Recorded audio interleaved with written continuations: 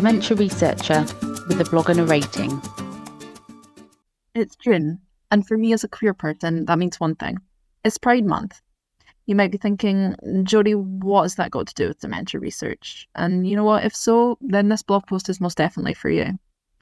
As a person who identifies as queer, I fear for what the future looks like for me if I'm diagnosed with dementia.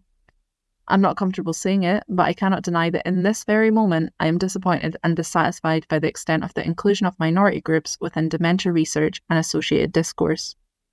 Whilst many are aware and concerned about this important and neglected issue, in a scientific world where many researchers at every single stage still conflate the concepts of gender and sex being assigned at birth, gender being the societal presentation of your identity, which doesn't always match, are we really truly doing everything that we think we can? Well, we really lack data on this topic, but what is there has predominantly come from the US, where more than 1 million LGBTQIA+ older adults are expected to be living with dementia by 2030, and current annual costs associated with care in this group surpass $17 billion. The experiences of such individuals are massively affected by a lifetime of disparity and discrimination, which may in turn have led to them being more at risk of cognitive decline. Such lifelong discrimination is multifaceted and wide-ranging and touches on everything from socioeconomics to healthcare. Older LGBTQIA+ adults are more likely than their heterosexual cisgender counterparts to have experienced family estrangement due to their identity, and also to be child-free, taking away major support groups who are normally involved in the day-to-day care of individuals living with dementia prior to the need for those individuals to be in more formalised care setting. Such care settings, for example healthcare and living communities for the elderly, have historically failed to meet the needs of LGBTQIA+ older adults, with some even unable to access such support due to living below the poverty line.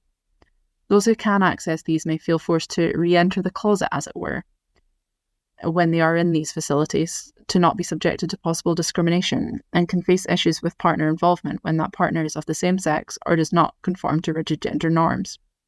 They may also postpone necessary treatment for fear of discrimination, which can be additionally burdensome for family caregivers. In some instances, LGBTQIA+ individuals are effectively invisible to helpful resources due to a combination of these factors. And the impact of the AIDS crisis should also not be dismissed in the lives of many individuals we are seeing presenting with dementia at present. These individuals often lost many loved ones and experienced a tragedy greater than most of us can comprehend. A generation of queer individuals was forever damaged by this, and that population is now aging into dementia, as are their caregivers.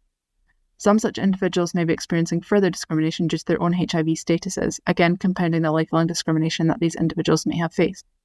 These people represent one of the subpopulations that experience even greater disparity, alongside transgender individuals or those who are part of racial and ethnic minority groups. The accumulation of these lifelong stressors can lead to complex internalized homophobia and related physical and mental health issues, which further contribute to disparities between those under the LGBTQIA+ umbrella and their cisgender heterosexual counterparts. Depression particularly represents an important related factor.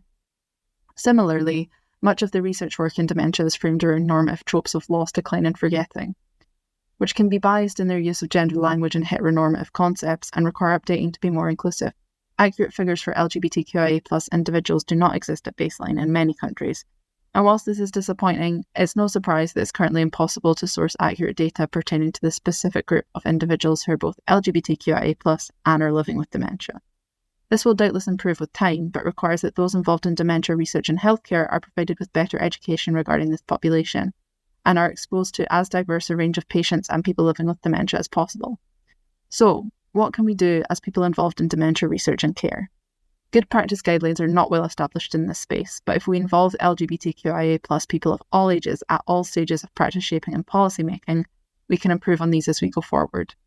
There are significant factors of LGBTQIA+ experience that make these individuals at greater risk for dementia, but thankfully many of these are modifiable.